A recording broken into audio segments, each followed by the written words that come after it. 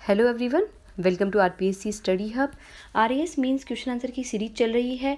आज हम बात करेंगे सीरीज 49 के प्रश्नों के बारे में। तो आइए स्टार्ट करते हैं आज के प्रश्नों को। आज का पहला प्रश्न है, नीति शास्त्र मानव के लिए क्यों आवश्यक है? नीति शास्त्र मानव के लिए क्यों आवश्यक है? 20 वर्ड्स और 50 वर्ड्स। ओके, 2 नंबर और 5 नंबर में ये प्रश्न पूछा जा सकता है। तो उत्तर किस तरह से लिखेंगे? मानव द्वारा समाज निर्माण के पश्चात ऐसे नियमों की आवश्यकता पड़ी जो उसकी तथा दूसरे मानवों की इच्छाओं, रुचियों, आकांक्षाओं, उद्देश्यों तथा स्वार्थों में होने वाले संघर्षों को न्यून या समाप्त कर सके और जिनका पालन करके वह दूसरों के साथ सुखपूर्वक रहते हुए सामंजस्यपूर्ण सामाजिक जीवन व्यतीत कर सके। इन्हीं नियमों या मूल्यों को नीतिशास्त्र के अंतर्गत परिभाषित किया गया है। एक बार फिर से देख लेते हैं। मानव द्वारा क्या होता है?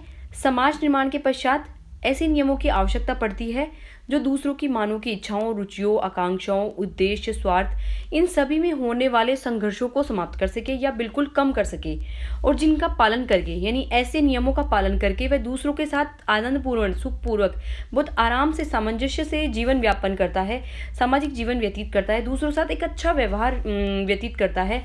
तो इन्हीं सब को सिखाने के लिए नीति शास्त्र के नियम या मूल्य हमें क्या है, आवश्यक हो जाते हैं। और इन्हीं मूल्यों और नियमों को नीति शास्त्र के अंतर्गत परिभाषित किया गया है कि दूसरों के साथ प्रेम पूर्वक, प्यार, सहिष्णुता, करुणा आदि से नियमों का पालन करते हुए, या बहुत सारे नियम हैं जिनको सामाजिक जीवन में हम पालन करें तो सुखपूर्वक जीवन व्यतीत कर सकते हैं, उन्हीं को हम नीति शास्त्र में शामिल करते हैं। दूसरा प्रश्न है, गोल्डीलॉक्स पेटी अवस्था क्या है? गोल्डीलॉक्स जोन क्या है? पृथ्वी पर जीवन सूर्य से एक निश्चित दूरी, आदर्श सूर्यताप एवं जल द्रव्य अवस्था में होने के कारण संभव हो पाया है। पृथ्वी पर जीवन कैसे हुआ है? एक तो सूर्य से हमारी एक निश्चित दूरी है, इसके अलावा आदर्श सूर्यताप भी है, क्योंकि ना तो सूर्यताप ज़्यादा है ना सूर्यताप कम है, ऐसा आदर्श ताप है कि पृथ्वी पर जीवन जो है वो संभव भी है। उसके अलावा क्या है? जल द्रव्य अवस्था में होने के कारण संभव हो पाया है, और जल जो है वो द्रव्य अवस्था में है। इस प्रकार की अवस्था को गोल्डीलॉक्स पेटी अवस्था के नाम से जाना जाता है, और यही अवस्था गोल्डीलॉक्स पेटी कहलाती है। ओके, ये 20 वर्ड्स 50 वर्ड्स आपको दिख ही रहा होगा कि 2 नंबर या 5 नंबर में प्रश्न पूछा जा सकता है, या डायरेक्ट गोल्डीलॉक्स पेटी लिख देगा, अवस्था भी नहीं बोलेगा। नेक्स्ट प्रश्न है हमारा 100 वर्ड्स में। प्रश्न 2 बार रिपीट हो गया। प्रश्न, नीति शास्त्र का विषय और क्षेत्र क्या है? वह मनुष्य के किस सत्य को महत्व देता है? 100 वर्ड्स 10 नंबर में प्रश्न पूछा जा सकता है। नीति शास्त्र का विषय और क्षेत्र, उसके अलावा मनुष्य के किस सत्य को महत्व देता है? नीति शास्त्र मानवता के उच्चतम आदर्शों का पोषक है। वह मानव को बताता है कि वह श्रेष्ठ प्राणी है, उसे मानव गौरव के बोध से प्रेरित होकर कर्म करना चाहिए। इसी उद्देश्य से वह परम शुभ की खोज करता है, उसके अनुरूप कर्मों के उचित अनुचित को समझाने का व्यवस्थित प्रयास करता है। हाँ, हम डायरेक्ट यहाँ पर ये भी लिख सकते हैं कि कर्मों को उचित अनुचित, गलत सही, शुभ अशुभ सभी को समझाने का प्रयास करना ही क्या है? नीति शास्त्र है। इसके अलावा ये क्या करता है? उच्चतम आदर्शों का पोषक हो गया। मानव को ये बताता है कि वह श्रेष्ठ प्राणी किस तरह से बन सकता है, साथ ही किस तरह से प्रेरित होकर वो कर्म करे, उसका उद्देश्य क्या है, और उसका उद्देश्य क्या है? उसका उद्देश्य परम शुभ की खोज करना। तो ये सभी जो बातें हैं वो सभी क्या है? नीति शास्त्र में शामिल की जाती है। उचित अनुचित, सही गलत, शुभ अशुभ, ये सभी बातें नीति शास्त्र में शामिल की जाती है। समस्त नैतिक चेतना ही नीति शास्त्र का क्षेत्र है। समस्त नैतिक चेतना भी कैसी होनी चाहिए? नैतिक रूप से चेतन होगा, वही नीति शास्त्र का माना जाएगा, जो मनुष्य के आचरण एवं उसके संपूर्ण जीवन को आच्छादित करती है। मनुष्य का आचरण और उसका संपूर्ण जीवन, और मनुष्य का आचरण और जीवन कैसा होना चाहिए? सद्भाव, करुणा और सामाजिक सौहार्द से सहित होना चाहिए। इसके अलावा सामंजस्यपूर्ण जीवन होना चाहिए। ये सभी इंगित करते हैं कि नीति शास्त्र संपूर्ण जीवन को आनंदपूर्ण बनाए।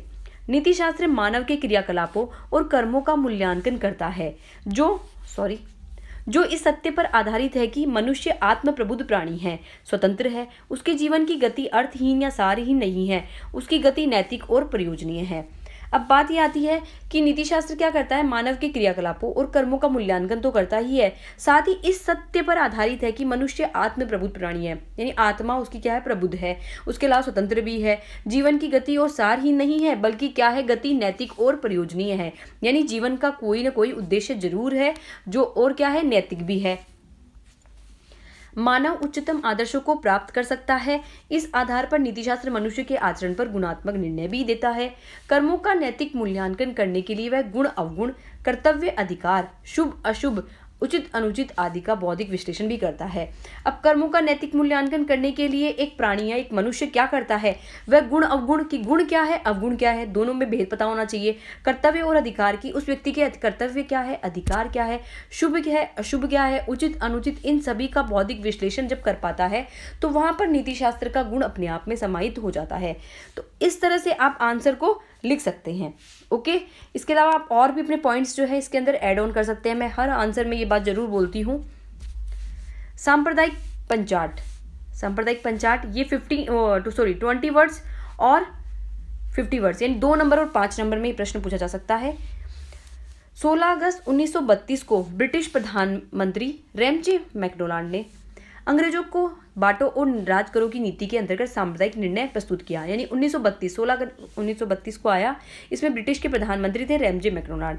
उन्होंने क्या किया, अंग्रेजों की बांटो और राज करो की नीति के अंतर्गत सांप्रदायिक पंचाट लेने का निर्णय लिया।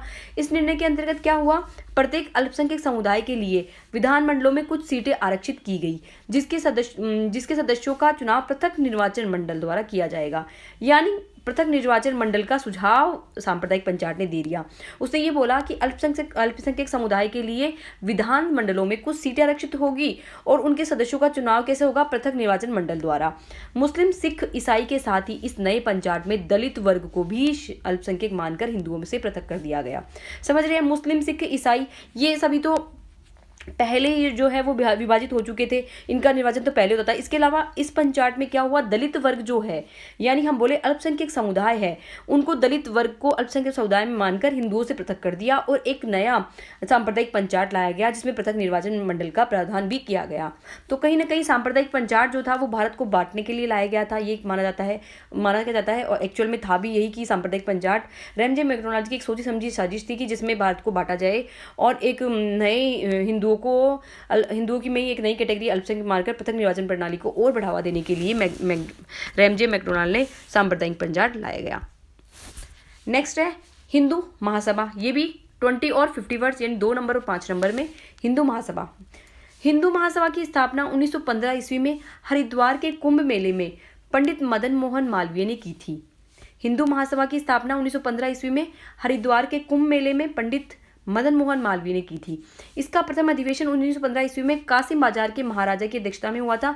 1924 ईस्वी में हिंदू महासभा अधिक प्रभावशाली हो गई क्योंकि मदन मोहन मालवीय को उसका अध्यक्ष चुन लिया गया था। तो इस तरह से हिंदू सभा हुई और हिंदू महासभा काफ़ी इंपॉर्टेंट है।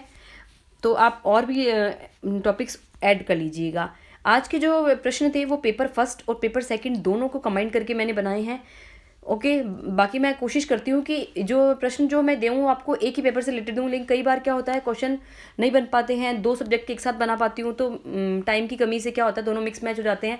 बट कोशिश मैं यही करती हूँ कि एक सब्जेक्ट के पेपर दूँ। तो आज जो है वो पेपर फर्स्ट और सेकंड दोनों के आए हैं, बट जो प्रीवियस जो सीरीज़ है उसमें अधिकांश प्रश्नों में मैंने सेम पेपर से रिलेटेड प्रश्न जो है वो सीरीज़ में डाले हैं। तो आपको क्या होगा, उससे आसानी भी होगी, आप आराम से अपनी कॉपी में राइट डाउन कर सकते हैं। उसके अलावा प्रैक्टिस कर सकते हैं बार बार, क्योंकि जितना आप प्रैक्टिस करेंगे मेंस में आप उतना ही अच्छा आंसर एग्जाम में आप लिख पाएंगे।